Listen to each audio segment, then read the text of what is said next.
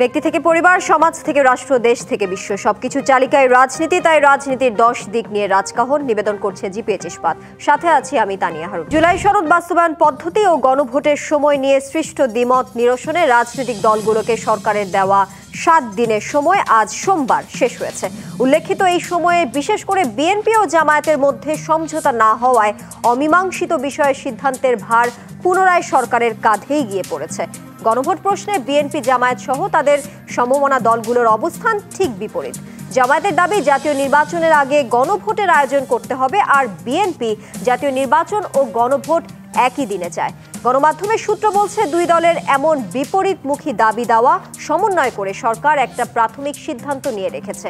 সেক্ষেত্রে বিএনপির দাবি অনুযায়ী ত্রয়োদশ নির্বাচন ও গণভোট দুটোই একই দিনে আয়োজন করার পক্ষে।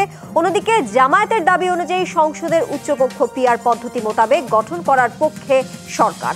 এছাড়া সনদ বাস্তবায়নের 270 দিনের বাধ্যবাধকতার যে সুপারিশ করা হয়েছে সেটিও তুলে দেওয়ার কথা ভাবছে অন্তর্বর্তী সরকার।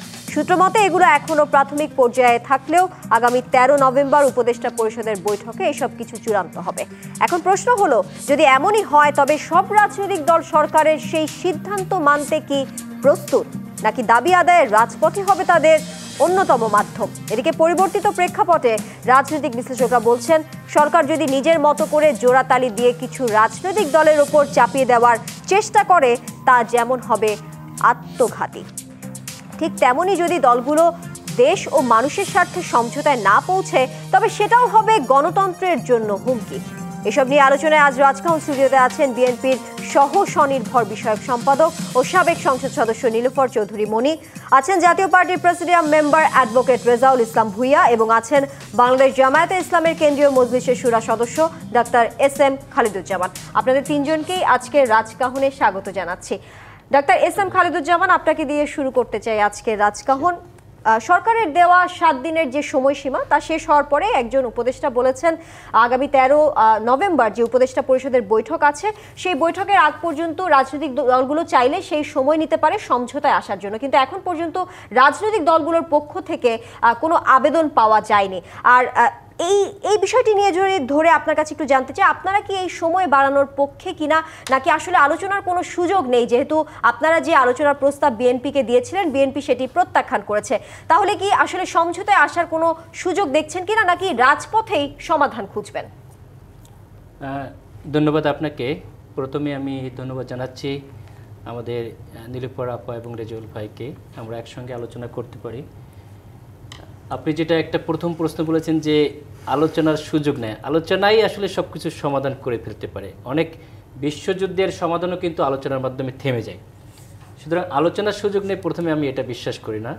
ফার্স্টলি আমাদের প্রিভিয়াস দিনগুলো দেখতে হবে যে বাংলাদেশের জন্মলগ্ন থেকেই এদেশের মানুষ আসলে ভোটাধিকারটা পাচ্ছে না। বিভিন্ন সময়ে মানুষের সঙ্গে নির্বাচনের খেলা হয়েছে, কিন্তু কার্যত মানুষ সত্যিকারের যে ভোটাধিকার সেটা পায় নাই, আমরা যদি প্রিভিয়াস ইলেকশনগুলো দেখি।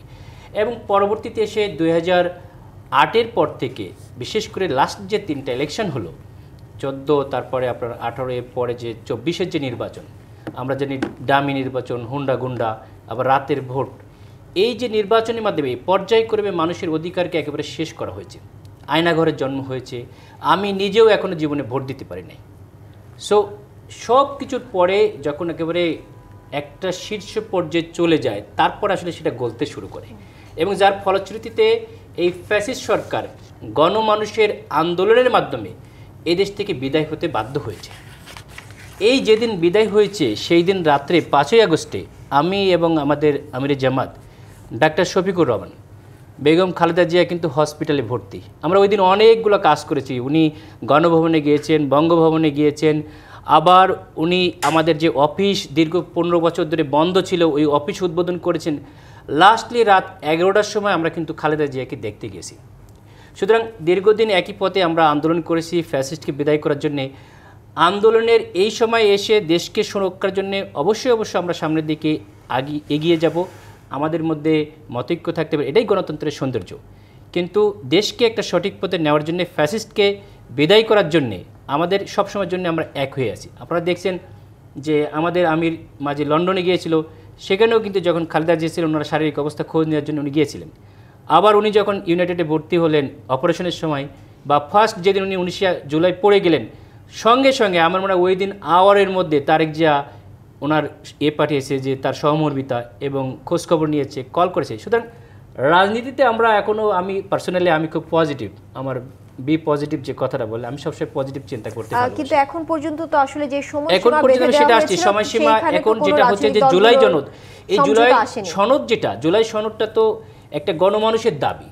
জুলাই সনদ ছাড়া যদি আমরা নির্বাচনে যাই তাহলে ভবিষ্যৎ এই ইলেকশনটা একটা প্রশ্নবিদ্ধ হবে, এবং যারা আন্দোলন করেছে, বিশেষ করে জুলাই সনদের যারা বিরোধিতা করছে, তিনি এই আন্দোলনে ছিলেন না, এবং আগেও বলেছেন যে আমি এই জুলাই আন্দোলনের সঙ্গে না। এবং একজন হঠাৎ করে এসে যেটা লিড করছে বিএনপির অ্যাকচুয়াল যে বিএনপির যে ধারা শহীদ জিয়ার, আমি মনে করি সেই ধারা থেকে চ্যুত ব্যক্তিরা এখন বিএনপিকে লিড করছে, এবং গণমানুষের পালস তারা বুঝতে পারছে না বুঝতে পারার কারণে অলরেডি দেখেন ছাত্র সংসদের যে নির্বাচনগুলো, যেমন আওয়ামী লীগকে নিষিদ্ধ করার ব্যাপারে, কার্যক্রম নিষিদ্ধ করার ব্যাপারে তারা বলছে না। সুতরাং মানুষের পালস বিএনপি বুঝতে একটু পিছিয়ে থাকছে। তারা এখন অনেকটা লিডারশিপ কিছুটা বলতে পারেন সেই নোকিয়া ফোন যুগের তারা এখনো পড়ে আছে। এখন যে স্মার্ট অ্যান্ড্রয়েড যুগ আসছে, এইটা ইয়ং জেনারেশন কি চায়, বর্তমান জেনারেশন কি চায়, প্রত্যেকটা জেনারেশন যদি জুলাই সনদ বাস্তবায়ন না হয় তাহলে তারা এদেশের সন্ত্রাসী হিসেবে খ্যাত হবে। এবং আগামীতে প্রত্যেক গণমানুষের জন্য, প্রত্যেক দলের জন্য, সবার জন্য জুলাই সনদ বাস্তবায়নের মাধ্যমেই আগামী ইলেকশন হওয়াটা খুবই জরুরি। এই বিষয়ে আমরা বলেছি, এখানে আমরা আহ্বান করেছিলাম, তারা আসতে পারে নাই। তাদেরকে আমরা বলছি ঠিক আছে, তোমরা যদি বড়ই দল ভাবো, বিভিন্ন সময় তোমরা বড় চিন্তা করো, সেই 2001 সালে কিন্তু ছাত্র সংসদ নির্বাচনগুলোতে দেখিয়েছে কারা কত বড় কত ছোট। এখন আগের সেই যুগ নাই।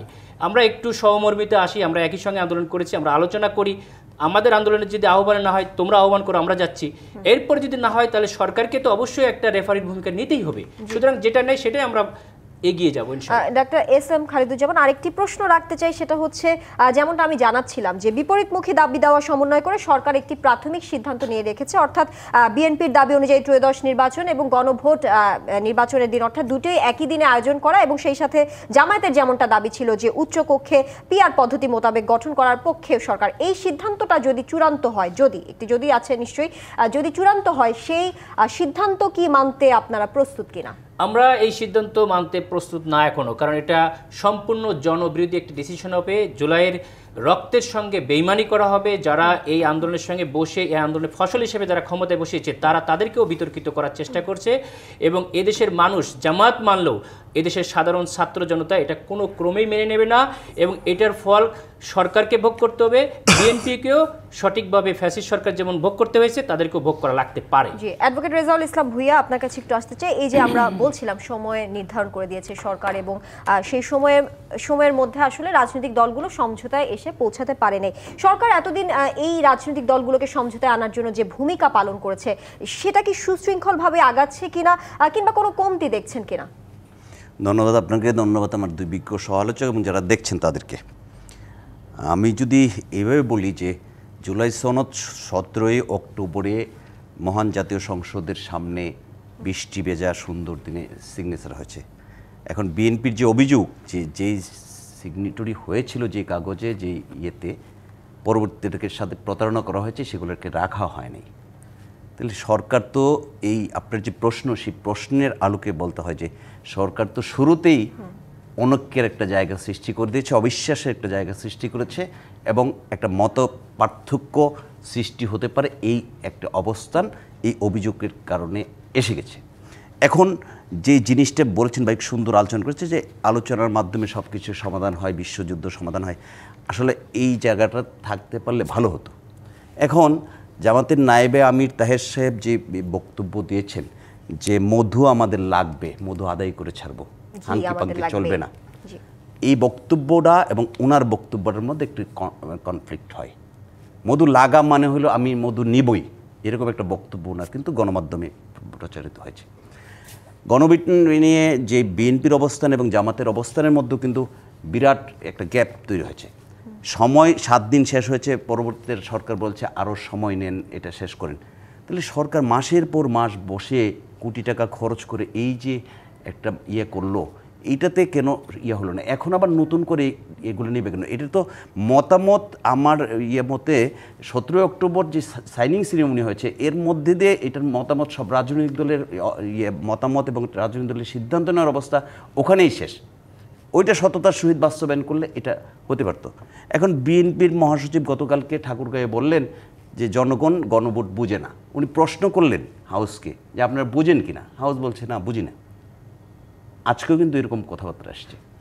আর জামাতের নেতৃত্বে যে 8 দল আছে তারা কিন্তু আগামীকাল একটা প্রোগ্রাম দিয়েছে, 2টা থেকে 4টা পর্যন্ত তারা সমাবেশ করবে এই দাবি আদায়ের জন্য। এই প্রেক্ষাপটে আমার মনে হয় না যে রাজনৈতিক দলগুলা আপনার আলোচনার জায়গায় আছে। তার বাইরে দেশে আরও 13 তারিখে কথিত লকডাউনকে কেন্দ্র করে একটা অস্থিরতা চলতেছে, পাশাপাশি এই অস্থিরতা আছে। এখন আজকে দেখলাম যে আদালত চত্বরের সামনে ওপেন গুলি করে হত্যা করা হয়েছে, আইনশৃঙ্খলা পরিস্থিতির চরম অবনতি হয়েছে। এই অবস্থায় আলোচনার সেই জায়গা আছে কিনা সেটার একটা ব্যাপার আছে। পাশাপাশি এই জুলাই সনদের মধ্যে বাংলাদেশের রাজনৈতিক দলের মধ্যে অনেকগুলা নিবন্ধিত রাজনৈতিক দলকে ডাকা হয়নি, তাদের একটা ব্যাপার আছে, তাদের জনসমর্থন আছে। যে আপনি এই জিনিসটাকে খুব সহজে বাস্তবায়ন করবেন, গণভোটটা আগে করবেন না পরে করবেন, এই নিয়ে বিতর্ক আছে, এই নিয়ে ভাগাভাগি আছে। এবং এই ভাগাভাগি যে একেবারে স্বাভাবিক পর্যায়ে আছে এই অবস্থাও কিন্তু নাই। আজকে ফখরুল সাহেব আবার গতকালকে এটা বলল, আজকে আবার উনি বলছে যে 71-এর যে চেতনা মুক্তিযোদ্ধাদের একটা সমাবেশে, সেটাও ঠাকুরগাঁও, যে 71-এর চেতনার বাইরে জামাত ইসলাম ছিল। কাজে দূরত্বটা একটা পর্যায়ে গেছে যেটা দৃশ্যমান পর্যায়ে। খুব সহসা এই সরকারের যে নির্ধারিত সময়, যে সরকার 13ই অক্টোবরের মধ্যে এটা একটা দেবে, আমার মনে হয় না যে সরকার খুব বেশি একটা কিছু করতে পারবে। এবং রাজনৈতিক দলগুলোও এর মধ্যে বসে একটা সিদ্ধান্ত ফাইনাল করবে এরকম পরিস্থিতি কিন্তু মাঠ পর্যায়ে দেখা যাচ্ছে না, কারণ অলরেডি কর্মসূচির মধ্যে জিনিসটা চলে গেছে। বিএনপির পক্ষ থেকে বলা হচ্ছে যে জামাত যদি শুডাউন করে তাহলে বিএনপি কাউন্টার শুডাউন করবে, এই আলোচনা এসছে। যে সব বিষয় যদি বিবেচনা করেন, সকল বিষয় বিবেচনা করলে একটা টেবিলে এসে এই মুহূর্তে সমঝোতা হবে এরকম কোনো পরিস্থিতি আমি দেখছি না। জি, একটু ছোট্ট করে জানতে চাই অ্যাডভোকেট রেজাউল ইসলাম ভূঁইয়া, 13 নভেম্বর ইসি দলগুলোর সাথে আলোচনায় বসার কথা অনেকে বলছেন, আসলে জাতীয় পার্টিরও ডাকা হতে পারে। আমি একটু জানতে চাই আপনারা কি ইসির পক্ষ থেকে কোনো আমন্ত্রণ পেয়েছেন কিনা? ইসির পক্ষ থেকে সব দলকে এখনই আমন্ত্রণ জানানো হয়নি, যেহেতু জাতীয় পার্টি রাজনৈতিক দল হিসেবে নিবন্ধিত রাজনৈতিক দল এবং নিবন্ধন প্রতীক সবই আমাদের বহাল আছে। এখন পর্যন্ত তো এরকম কোনো অডিয়েন্স জারি করা হয় না যে জাতীয় পার্টির কার্যক্রম নিষিদ্ধ করা হলো, জাতীয় পার্টির নিবন্ধন বাতিল করা হলো। তাহলে স্বাভাবিক প্রক্রিয়ায় জাতীয় পার্টি এই আলোচনায় অংশগ্রহণ করার অধিকার রাখে যদি ইসি নিরপেক্ষ হয় এবং যদি ইসি তার সঠিক জায়গায় মেরুদণ্ড নিয়ে দাঁড়িয়ে থাকে। কারণ নিবন্ধিত রাজনৈতিক দল আপনি যতক্ষণ নিষিদ্ধ না করবেন ততক্ষণ পর্যন্ত ইসির দায়িত্ব হলো তাকে সেই সংলাপে অংশগ্রহণ করার সুযোগ দেওয়া। কাজে এই বিবেচনায় আমি মনে করি যে জাতীয় পার্টিকে ইসি ডাকবে এবং জাতীয় পার্টি সেই সংলাপে অংশগ্রহণ করবে। জি, নীলুফার চৌধুরী মনি, আপনার কাছে একটু আসতে চাই।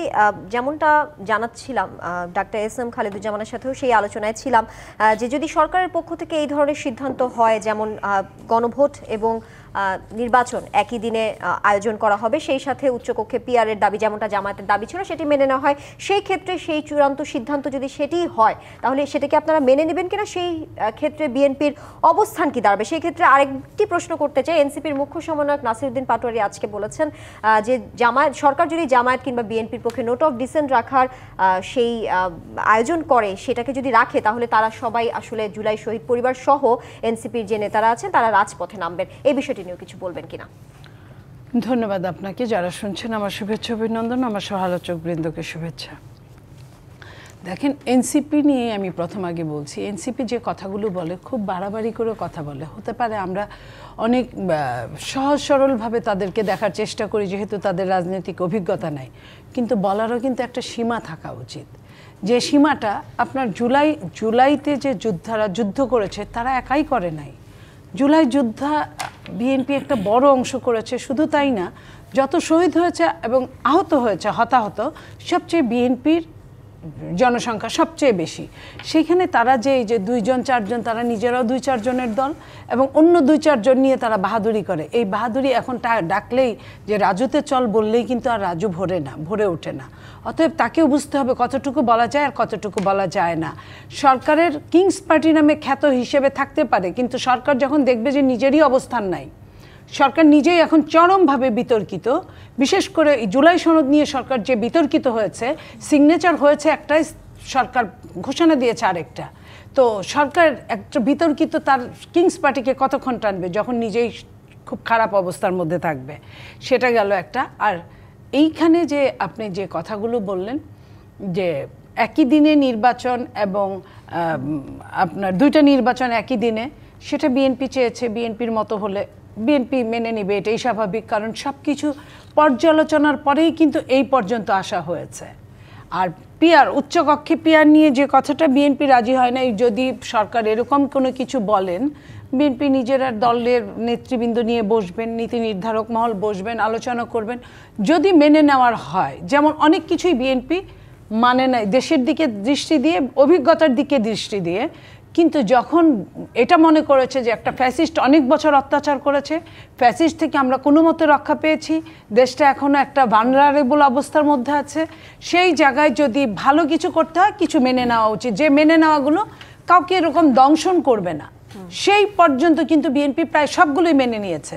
আপনার জুলাই ঘোষণাপত্রে বিএনপি সিগনেচার করেছে, জুলাই সনদে বিএনপি সিগনেচার করেছে, শুধু সিগনেচার করেছে এটাই না, গণভোট যেটা সংবিধানে নাই, তারপরেও বিএনপি কিন্তু মনে করেছে একই দিনে যদি একই খরচে যদি দুইটা নির্বাচন হয়ে যায়, জনগণ একটা নির্বাচনে একটা ভোট দিল, সমস্যা কি?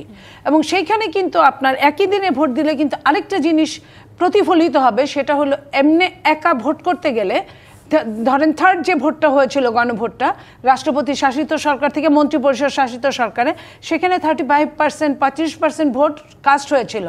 সেটা আলাদা টাইম নিতে গেলে ভোট কম কাস্ট হতে পারে, কারণ আপনার এই যে কিসের উপর জুলাই সনদ, জনগণ কিন্তু এটাই জানে না।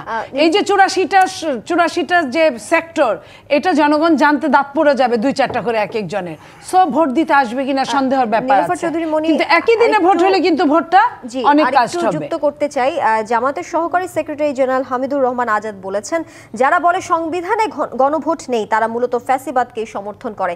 এই ফ্যাসিবাদের প্রসঙ্গ গতকালকেও এসেছে, দেখেছিলাম জামাতের পক্ষ থেকে বলা হচ্ছে যে আসলে তারা যে আলোচনার জন্য আপনাদেরকে প্রস্তাব দিয়েছিল, সেটা আপনারা প্রত্যাখ্যান করেছেন। আওয়ামী রেজিমের সময়ও আসলে এমনটা দেখা গেছে। আমি আজাদ ভাইকে চিনি, অমুকের সাথে করবে না, এই বিষয়টি একজন আজাদ ভাই আমাদের সঙ্গে এমপি হিসেবে ছিল সংসদে।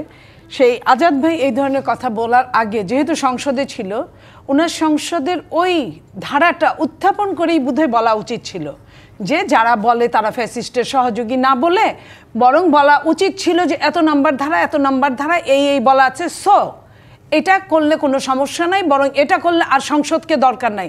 যদি এটা করলে যদি ভবিষ্যতে সংসদকে দরকারই না থাকতো, তাহলে এই সরকার প্রতারণামূলক আচরণ করার পরে এই কথাটা বলতেন না যে 270 দিনের পরে, যদি 270 দিনের মধ্যে যদি সিগনেচার না করে বিভিন্ন দলরা, তাহলে স্বয়ংক্রিয়ভাবে এটা পাস হয়ে যাবে। আবার গতকাল এই কথাটা পক্ষ থেকে বলা হচ্ছিল যে আপনারা যে আলোচনায় বসবেন না, এটা আসলে আওয়ামী ফ্যাসিস্টদের সেই সময়কার এক ধরনের কথা বলতে তো ট্যাক্স লাগে না বাংলাদেশে, তো কথার উপর তো ট্যাক্স দেয় না। যারা এত ফ্যাসিস্ট করে, আপনি দেখেন সমস্ত বাংলাদেশে আমার জামাতের ভাইরা কয়টা আওয়ামী লীগকে মামলা করেছে, সমস্ত বাংলাদেশে খোঁজ নিয়ে দেখেন, আওয়ামী লীগ যেখানে আছে তাদের ছত্রছায়া, জামাতের ছত্রছায়া আওয়ামী লীগ আছে। তো এই যে জামাতের ছত্রছায়া আওয়ামী লীগ আছে এবং আওয়ামী লীগের ভোটটা জামাত পাচ্ছে, এই ভোট নিয়েই তো এত কাহিনী, এবং এই জন্যই তো নির্বাহী আদেশে আওয়ামী লীগকে স্থগিত করা বা নিষিদ্ধ করা। এই গণভোট প্রসঙ্গ নিয়ে এই জন্য ওনারা কথা ফ্যাসিস্টের সঙ্গে চলবেও বেশি, ফ্যাসিস্ট নিয়ে বাইরের কথাও বলবে বেশি, কারণ ওই যে তার পাত খালি মানে আমার পাত খালি, তাকে খাবার দাও, এরকম ওনারা এটা বোঝাতে চান জনগণকে। বাংলাদেশের জনগণ সচেতন মহল। বিরতি নিয়ে ফিরছে, আবারও আসছি আপনার কাছে। জিপিএইচ ইস্পাত নিবেদিত রাজকাহন থেকে এই পর্যায়ে নিচ্ছে একটি বিরতি, সাথেই থাকুন। আমন্ত্রণ আরও একবার জিপিএইচ ইস্পাত নিবেদিত রাজকাহনে। নীলুফার চৌধুরী মনি, বিরতির আগে আমরা গণভোট বিষয়ে আলোচনা করছিলাম, সংবিধানে গণভোট আছে কিনা সেই বিষয়টি নিয়ে। আবার কিছু রাজনৈতিক বিশ্লেষকরা প্রশ্ন তুলেছেন, এই সরকারের কি গণভোট দেওয়ার এখতিয়ার আছে কিনা। এমন সময় বিএনপির স্থায়ী কমিটির সদস্য আমির খসরু মাহমুদ চৌধুরী বলেছেন, নির্বাচনের দিনে গণভোট সংবিধান অ্যালাউ করে না, বিএনপি উদারতা দেখিয়েছে। একটু জানতে চাই, যেখানে সংবিধান অ্যালাউ করে না গণভোট, সেই গণভোটে আপনারা শুরুতে রাজি ছিলেন না, পরবর্তীতে আপনারা এসে রাজি হয়েছেন, তাহলে সময়টা নিয়ে, গণভোটের সময় নিয়ে কেন আপনারা উদারতা দেখাচ্ছেন না? কারণ এটি তো অনেক ছোট বিষয়, যেহেতু গণভোটই অ্যালাউ করে না, সেইটা নিয়ে আপনারা রাজি হয়েছেন। সেটা ছোট বিষয় এটা না, এটা সবচেয়ে বড় কথা হলো একটা দেশে 1.5 বছরের মধ্যে 3টা ভোট হওয়া চারটিখানি কথা না, যে দেশে অর্থনীতি চরম তলানিতে, চরমভাবে আগামী 2 মাসের বিশ্বব্যাংক বলছে যে 3-এর ঘরে নেমে যাবে আপনার প্রবৃদ্ধি। সেইখানে আরেকটা ভোটের কথা, আলাদা করে খরচ করলে কিন্তু সম্পূর্ণ খরচ লাগবে এই ভোটের, মানুষ হোক বা না হোক, আওয়ামী লীগের ভোটের মতো। দ্বিতীয়ত হচ্ছে আপনার সেই ভোটটা আপনার একদিনে হলে তো সমস্যা নাই, যেটা জামাত বলতে পারে নাই কজ দেখিয়ে যে ওই দিনে আগে কেন চাচ্ছে, কেন দরকার, এটার কিন্তু কোনো সহজ কোনো উত্তর তাদের কাছে নাই। 3 নাম্বার হচ্ছে আপনার ওই ভোটটায়, আমি যদি বলি ওই ভোটটায় যদি জনগণ, যেমন লাস্ট যে ভোট হয়েছিল সেখানে 35% লোকের উপস্থিতি ছিল, এই ভোটটা তো আরও মানুষ জানে না, এটার অর্থই বুঝে না। 84টা এখানে সংস্কার আছে, সেই সংস্কারগুলোর মধ্যে অনেকগুলোর মধ্যে এম্বার্গো আছে, সেখানে জানে না, সেই জায়গায় তারা এক কথায় হ্যাঁ ভোট না ভোটটা কীভাবে দিবে, সেখানে জনগণ আরও কম হতে পারে। সেকেন্ড থিং হলো আওয়ামী লীগ আর যেখানেই ভোট দিক না কেন, জামাতকেও যদি সম্পূর্ণ ভোট দিয়ে দেয়, এই জুলাই সনদের উপর আওয়ামী লীগ ভোট দিতে পারে না, তার জীবন্ত লাশের উপর। তো সেইখানে আওয়ামী লীগ ভোট দিবে না। বিএনপিকে বিশ্বাস করে নাই বলেই কিন্তু এই ভোটের আয়োজন করা। বিএনপি যে কথাটা বলেছিলেন যে সংসদে আসার পরে যারা ক্ষমতা আসবে তারা এটা আমরা এখন লিখিত দেই, পরবর্তীতে আমরা এটা সংসদে পাশ করে নিব, সেটা বিশ্বাস করে নাই বলেই গণভোট। তাহলে আপনি আমাকে বিশ্বাস করেন না, আমি যে আপনাকে বিশ্বাস করব এর কোনো নিশ্চয়তা আছে? আমি যে আপনাকে হা ভোট দিব এর কোনো নিশ্চয়তা নাই। সো এখানে না ভোটের পরিমাণ যদি আলাদাভাবে বেশি মানে হয়ে যায়, তখন কি করবে? তখন কি জাতীয় নির্বাচনটা আরও ব্যর্থতায় তারা পর্যবসিত করবে না? আরও আপনার জ্বালাও পোড়াও রাজনীতি, এই কলাপস করে দেওয়া রাজনীতি, আপনার হরতাল করা, অবরোধ করা রাজনীতি, এগুলা কি এই দেশে অনেক বেশি বেড়ে যাবে না? তো এই জন্য 3.5 মাস যে জায়গায় ইলেকশনের আছে, সেইখানে এই কাজগুলো প্রত্যেকটা, এইখানে যারা আমরা আছি তারা প্রত্যেকেই কিন্তু ফ্যাসিস্টের বিরুদ্ধে এক কাতারে থাকা লোক। আমাদের মধ্যে এত বড় বিভেদ কেন সামান্য জিনিস নিয়ে হবে? জি জি, অ্যাডভোকেট রেজাউল ইসলাম ভূঁইয়া, বিএনপি এবং জামায়াতের পিআর বিষয়টি নিয়ে যে দ্বন্দ্ব, অর্থাৎ জামাত চায় ভোটের অনুপাতে পিআর, আবার বিএনপি চায় আসনের অনুপাতে, এটা নিয়ে আসলে মূলত দ্বন্দ্ব। সরকারের একাধিক সূত্র বলছে বিএনপি চাওয়া মতে উচ্চকক্ষ গঠিত হলে খুব একটা লাভ হবে না, কারণ এটা অনেকটা সংসদের নারী আসন বন্টনের মতোই হবে। আপনার কি মনে হয় কোনটা হওয়া আসলে যৌক্তিক, আসনের ভিত্তিতে পিআর নাকি ভোটের ভিত্তিতে? আমি তো মনে করি যে বাংলাদেশের যে প্রেক্ষাপট, এখন পর্যন্ত উচ্চকক্ষর কোনো সিদ্ধান্ত কিন্তু আসেনি। তারপরে তো হবে পিআর নাইয়া, আর পিআরের আলোচনা জুলাই সনদ যে তৈরি হয়েছে সেখানে কিন্তু প্রথম পর্যায়ে ইয়াতে ছিল না, পরবর্তীতে এটা যুক্ত হয়েছে এবং পরবর্তী এটা আলোচনার হিসেবে আসছে। এখন গণভোট আপনি করবেন, গণভোটের ব্যাপারে নীলোফা আপার যেটা বলেছে, আওয়ামী লীগ মনে করেন আগে হলো গণভোট, আগে হলে আওয়ামী লীগ জাতীয় পার্টি সহ একটা অংশ তো গণভোটে জুলাই সনদের 48 হোক 84 হোক যে কয়টাতেই ইয়া করা হোক, 126 আইটেম ছিল, যে কোনো আইটেম আপনি তো আমাকে দল হিসেবে ডাকেন নাই, আমার সম্মতি নেন নাই, আমার সাইন নেন নাই, আমি তো এটাতে ভোট দিতে বাধ্য না। এখন আমার অবস্থানটা স্বাভাবিক কারণে হবে এটার বিপক্ষে, স্বাভাবিক অবস্থায় বিপক্ষে হবে।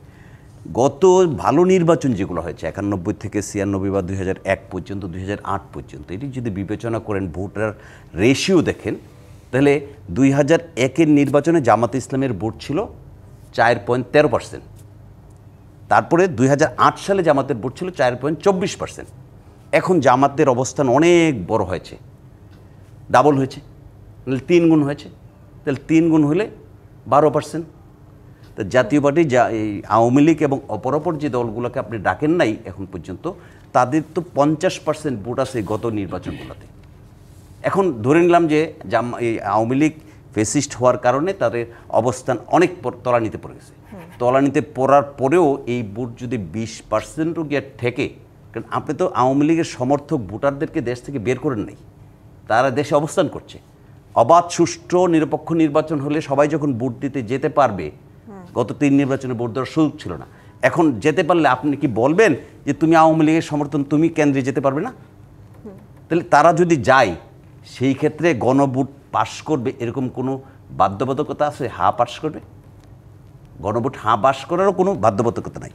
এখন যে জিনিসটা এটা হলো যে সরকার তো একটা সাংবিধানিক সরকার, এই সরকার তো বিপ্লবী সরকার না, শহীদ মিনারে কোনো একজন শহীদের পিতার কাছে শপথ নেওয়া সরকার না। আপনি প্রচলিত সংবিধানের অধীনে আপনি শপথ নিয়েছেন, সংবিধানে নাই গণভোট, আপনি গণভোট দিলেন, তাহলে আপনার শপথ থাকে কিনা? আপনাকে পরবর্তীতে সেই শপথ ভঙ্গের কারণে আবার জাতির কাছে জবাবদিহিতা করতে হবে কিনা সেটাও কিন্তু বিবেচনার বিষয় আছে। ধরে নিলাম গণভোট আগে হলো, এই সরকার দিল, কিন্তু সংবিধানে নাই, তাহলে আপনি সংবিধানের অধীনে শপথ নিলেন কেন? যদি নিয়ে থাকেন তাহলে আপনি শপথ ভঙ্গ করার এখতিয়ার কার কাছ থেকে নেবেন? আগে তো আপনাকে সেই জায়গাটাও তো একটা নির্ধারণ করতে হবে। আমি যেটা মনে করি সেটা হলো যে একটা অংশগ্রহণমূলক নির্বাচন হওয়া দরকার বাংলাদেশে। এই কারণে অংশগ্রহণমূলক নির্বাচন হওয়া দরকার। আপনি আজকে ব্যাংকের অবস্থা দেখেন, 5টা ব্যাংকে এক করে একটা ব্যাংক করা হচ্ছে সম্মিলিত ইসলামী ব্যাংক নামে। সেই 5টা ব্যাংকের গ্রাহক, একটা ব্যাংকের গ্রাহক আমি 5,000 টাকা দিতে পারছি না। এটা আওয়ামী লীগ সময় হয়ে গেছে, খাদের কিনারায় ছিল, এখন এটা খাদের একদম ইয়ার মধ্যে এটা পড়ে যাচ্ছে।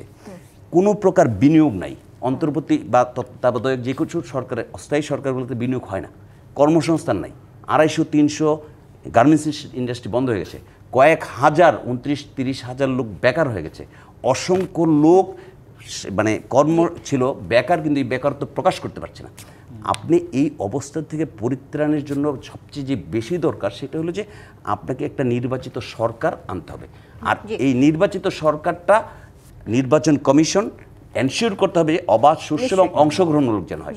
আপনি আবার আওয়ামী লীগ যা করেছে যে এক অংশকে ডেকেছে আরেক অংশকে ডাকেন নাই, আওয়ামী লীগ কিন্তু ডাকেন না নাই, তারা স্বেচ্ছায় আসে নাই, কিন্তু আপনি যদি নাই ডাকেন সেই ক্ষেত্রে তো এই জিনিসটা আবার নির্বাচনের প্রশ্ন। জি, ডাক্তার এস এম খালেদুজ্জামান আপনার কাছে একটু আসতে চাই। যেমনটা নীলুফার চৌধুরী মনি বলছিলেন, গণভোট আপনারা কেন একই দিনে চান সেই বিষয়ে মানে কারণটা আসলে আপনারা সুস্পষ্টভাবে বা ব্যাখ্যা কোনো দেননি, সেই বিষয়ে কোনো ব্যাখ্যা দিতে চান কিনা সেই প্রশ্ন রাখতে চাই। আরেকটি প্রশ্ন রাখতে চাই, বিএনপি মহাসচিব মির্জা ফখরুল ইসলাম আলমগীর বলেছেন ধর্মীয় অনুভূতিকে বিক্রি করে দেশটাকে গিলে খাওয়ার চেষ্টা চলছে। আবার জামায়াতে ইসলামের কেন্দ্রীয় সেক্রেটারি জেনারেল মিয়া গোলাম পরোয়ার বলেছেন জামায়াতের গঠনতন্ত্র মেনেই তারা সনাতন ধর্মাবলম্বীদের মধ্যে সমর্থক হিসেবে যারা জামায়াতে আসতে আগ্রহী তাদের দলে অন্তর্ভুক্ত করতে চাচ্ছেন। আমরা বেশ কিছু দলে দেখেছি যারা সংখ্যালঘু আছেন তাদেরকে বিভিন্ন নীতি নির্ধারণী পদে নিয়োগ দেওয়া হয়েছে, এমনটা আমরা দেখেছি। সেই সুযোগ কেন জামায়াতে নেই এবং সেই সুযোগ না থাকা অবস্থাতেই কেন এই হিন্দু ধর্মাবলম্বীদের দলে আনার চেষ্টা?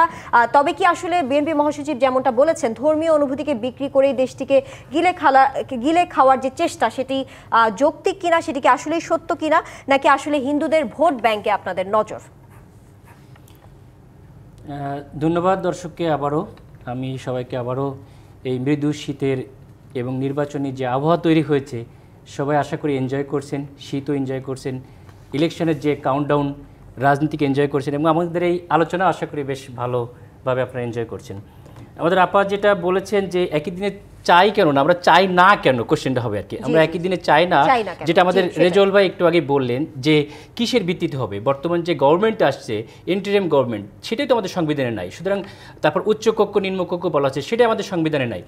যেমন একটা জিনিস আমাদের বুঝে আসে না, একটু সংক্ষিপ্তভাবে আমরা চাই না কারণ একই দিনে একটা নির্বাচনী চাই না, এটা হচ্ছে যে অবশ্যই আমাদের একটা ভিত্তিতে তো সামনের ইলেকশনটা হতে হবে। বর্তমান সংবিধানের অধীনে যে সরকার আছে এদের মাধ্যমে এটা সম্ভব না। দ্বিতীয় হচ্ছে একই দিনে দুইটা নির্বাচন করতে যেয়ে গণভোটকে বিতর্কিত করার চেষ্টা হচ্ছে, ভোট কেন্দ্র দখল করার, বিভিন্ন কারচুপি করার জন্য এই চেষ্টা করা হচ্ছে। আমরা এটার মাধ্যমে নির্বাচন কমিশন তাদের সক্ষমতা, নিরপেক্ষতা এটা প্রমাণ করার একটা সুযোগ পাচ্ছে। সুতরাং আমি বিএনপির প্রতি আহ্বান জানাবো যে যাদের জন্মই হয়েছে গণভোটের মাধ্যমে তারা কেন গণভোটকে ভয় পাবে, তাদের অবশ্যই গণভোটের মাধ্যমে যাওয়া উচিত। সেকেন্ড যে কথাটা আপনি বললেন যে বিএনপি, আমি এই সঙ্গে আরও বলতে চাই বিএনপি অনেক কিছুই দেরিতে বোঝে। যেমন তারেক জিয়াকে বিএনপি পাঠাতে পারে না, বালট ট্র্যাক সরাইতে পারে নাই, আওয়ামী লীগকে নিষিদ্ধের ব্যাপারে তারা করছে, এই বর্তমান রাষ্ট্রপতিকে তারা সরানোর ব্যাপারে করছে। সুতরাং এখানে একটু থামাতে চাই, যেহেতু বলছিলেন যে আগে গণভোট হওয়া প্রয়োজন, সরকারি সূত্রের মতে তারা বলছেন সরকার থেকে মানে এমনটা মনে করা হচ্ছে গণভোটে কোনো দলীয় বা নির্দলীয় প্রার্থীর কোনো সরাসরি সম্পৃক্ততা নেই, ফলে গণভোটের জন্য ভোটারদের কেন্দ্রে নিয়ে আসবে কে, এমনটা প্রশ্ন তোলা হচ্ছে। এই বিষয়ে কিছু বলবেন? গণভোটে আপনাদের নির্বাচনটা এমন কোনো জিনিস, গণভোট এমন নতুন কিছু নয় যেটা বাংলাদেশে আগে 3বার হয়ে গেছে। সুতরাং আমরা এমন কোনো পদ্ধতিতে যাচ্ছি না সেটা যে নতুন কোনো কিছু জনগণের কাছে, এবং বারবার যেটা বলা হচ্ছে 50% 60%, এটা তারা সে বোকার স্বর্গে বাস করছে। আমরা দেখেছি আসবো একটি বিরতি নিয়ে ফিরছি, জিপিএইচ ইস্পাত নিবেদিত রাজকাহন থেকে এই পর্যায়ে নিচ্ছে আরেকটি বিরতির সাথে থাকুন। আমন্ত্রণ আরো একবার জিপিএইচ ইস্পাত নিবেদিত রাজকাহনে। Doctor SM. খালিদুজ্জামান, বিরতির আগে আপনার কাছে প্রশ্ন রেখেছিলাম, সব সংখ্যালঘুরা বিভিন্ন দলে আসলে নীতি নির্ধারণী পদে অবস্থান আছে, সেই সুযোগ কেন জামায়াতে নেই, এবং সেই সুযোগ না থাকার পরেও কেন সমর্থক হিসেবে দলে রাখার সেই চেষ্টা, আপনাদের কি তাদের হিন্দু ভোটের ব্যাংকে নজর আছে কিনা, কি বলবেন? Thank you. আপনার এর আগে আমার কোশ্চেনের একটা অ্যান্সার বাকি ছিল, যে আমাদের ভাই যেটা বললেন যে 50%, আসলে 50% ভোট জনগণ আসবে না এটা চিন্তা করেছেন, এটা একটা ভুল চিন্তা। আমরা বর্তমানে একটা স্মার্ট যুগে আছি। আমরা ইতিহাস থেকে দেখতে হবে, যেখানে শেখ মুজিবুর রহমান 90% ভোট পেয়েছিল, সেখানে 75 এসে তার 5% ভোটও ছিল না। ঠিক একই রকম এই ফ্যাসিস্ট সরকারের 50% ভোট তারা দাবি করে, আমি মনে করি শূন্য নয়, তাদের 5% ভোটও নাই। এবং বিএনপির মধ্যে শুধুমাত্র উচ্চ পর্যায়ে যারা এই আন্দোলনের সঙ্গে ছিল না, তারা শুধু বিরোধিতা করছে। বিএনপির আপামর জনসাধারণ যাদের সঙ্গে আমার সম্পর্ক আছে ময়দানে, সবাই গণভোট আগে চাই। বাংলাদেশের গণমানুষের জন্য গণভোট আগে দরকার। লাস্টে আপনি যে কোশ্চেনটা করলেন, আমি বলতে চাই যে আমাদেরকে তো আসলে নীতি নির্ধারণী পর্যায়ে বা আমাদের সঙ্গে আমাদের অন্য ধর্মের সম্পর্ক নাই তা না। যেমন আমি নিজেই কাজ করেছি 15 বছর ডক্টর মৃণাল কুমার সরকার। সুতরাং আমাদের সঙ্গে সবসময়ের জন্য সাধারণ মানুষের সঙ্গে, গণমানুষের সঙ্গে একটা ভালো সম্পর্ক আছে। আমাদের মাগুরাতে, আমাদের ডুমুরিয়ায় হিন্দু অধ্যুষিত এলাকায় আগেও আমাদের এমপি হয়েছে, যিনি সেক্রেটারি জেনারেল। সুতরাং তাদের ভোটে এবং তারা বিভিন্ন পর্যায়ে সেখানে দায়িত্বে আছে, অলরেডি পালন করছে। আমাদের যে আপনারা খেয়াল করছেন মাওলানা দেলোয়ার হোসেন সাইদি, তিনিও হিন্দু অধ্যুষিত এলাকায়, তার যে প্রধান সাক্ষী ছিল শুক্রঞ্জল বালা, একজন হিন্দু মানুষ। সুতরাং হিন্দুদের বিভিন্ন দলে নীতি নির্ধারণী পদে কি আছে? নীতি নির্ধারণী পর্যায়ে যে সব দলে সবসময় সমানভাবে থাকবেই এটা কোনো কথা না, কিন্তু তাদের দলীয়, আমাদের যেমন দলীয়ভাবে তাদেরকে যোগ্যতা প্রমাণ করেই একটা পর্যায় পর্যন্ত একটা কাঠামো থাকে, সেখানে আসতে হয়তো আমাদের সঙ্গে যারা সংশ্লিষ্ট আছে সবাই যে সমানভাবে পর্যায়ে রাখতে পারছে পারে নাই। আমাদের এবার ইলেকশনে এমনও থাকতে পারে যে হিন্দু ক্যান্ডিডেটও থাকবে, আমরা আশা করি। জি নিশ্চয়ই। অ্যাডভোকেট রেজাউল ইসলাম ভূঁইয়া, দলগুলোর বিপরীতমুখী অবস্থান, সেই সাথে সারা দেশে আজকে নানা জায়গায় বিক্ষিপ্ত ঘটনা ঘটেছে, নিশ্চয়ই আপনি সেই বিষয়ে অবগত। এরই মধ্যে গোয়েন্দা প্রতিবেদন উঠে এসেছে 28,000 ভোট কেন্দ্র ঝুঁকিপূর্ণ, আসতে পারে অবৈধ অস্ত্র। এই যে আইন শৃঙ্খলা বাহিনী এত তৎপরতা থাকা সত্ত্বেও এই ধরনের ঘটনাগুলো ঘটছে, নির্বাচন সামনে রেখে আরো সংঘাতের সম্ভাবনা দেখছেন কিনা? সংঘাত তো গতকালকে থেকে শুরু হয়েছে, আজকের সংঘাত অনেক। আজকে সকালবেলা মেরুলে এবং ইয়েতে বাস পুরানো হলো, একটু আগে সন্ধ্যার সময় একটা ইউনিভার্সিটির পরিবহন বাস পুরানো হলো, অনেক জায়গায় বোমাবাজি হয়েছে। আজকে 3টা জায়গায় হত্যাকাণ্ড হয়েছে, প্রকাশ্য গুলি হয়েছে। সংঘাত তো চলতেছে, এই সংঘাত আগামী দিনে আরও বাড়বে। সবচেয়ে বড় ব্যাপার হচ্ছে আপনি যখন আটকিয়ে রাখবেন তখন বাঁধ ভাঙার একটা সম্ভাবনা থাকে, তখন ছেড়ে দিবেন তখন বাঁধ ভাঙার সম্ভাবনা কম থাকে না, বা এটা হয় না।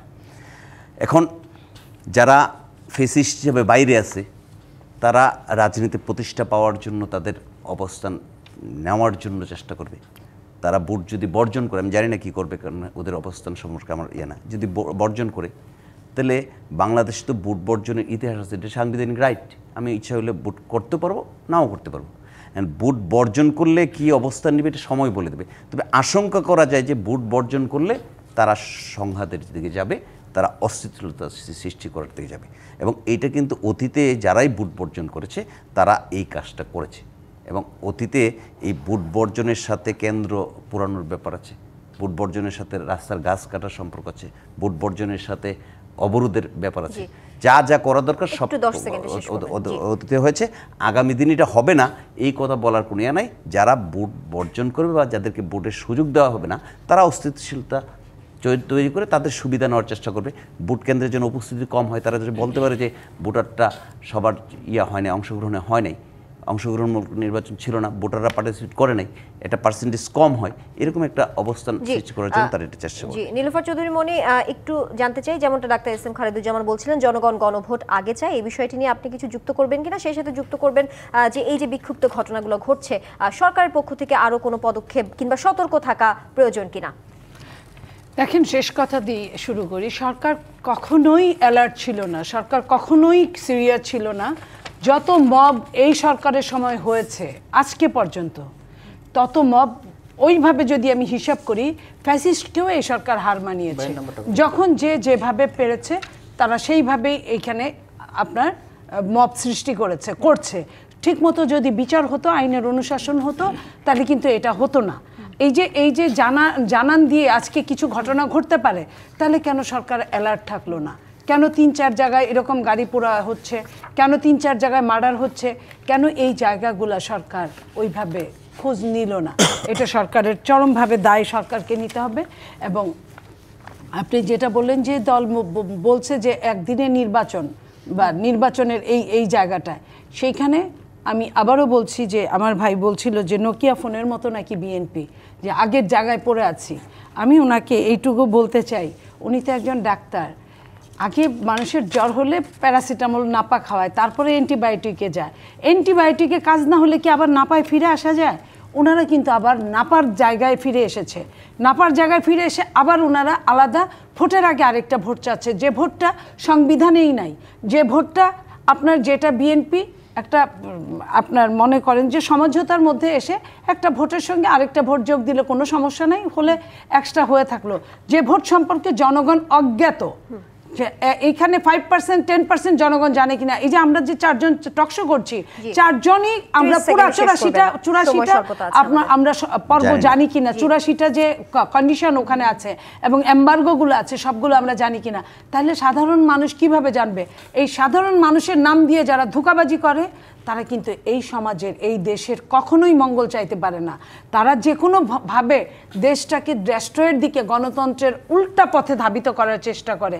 সেটা করলে এই দেশের জন্য, ওই যে সেনাপ্রধান বলেছিলেন না যে আপনারা যদি এইভাবে কাদা ছোড়াছুড়ি করেন, তাহলে কিন্তু এই দেশের সার্বভৌমত্ব হুমকির মুখে দাঁড়াবে। আমি আবারও এই কথাটাই তাদেরকে বলছি, আমরা একসাথেই আন্দোলন করেছি ফ্যাসিস্টের বিরুদ্ধে। আমরা একসাথেই থেকে এই কাজটা, যেই ক্ষমতায় আসুক না কেন, সবার সঙ্গে ইন্টিমেসিটা থাকা উচিত, যে গণতন্ত্রের স্বার্থে, দেশের স্বার্থে সহমর্মিতা দেখানো উচিত। আপনাদের 3 জনকেই ধন্যবাদ আজকে রাজকাহনে এসে সময় দেওয়ার জন্য। আজকের মতো বিদায় নিচ্ছি জিপিএইচ ইস্পাত নিবেদিত রাজকাহনে। ফিরবো আগামীকাল রাত 10টায় নতুন রাজকাহন নিয়ে। ডিবিসির সঙ্গে থাকুন।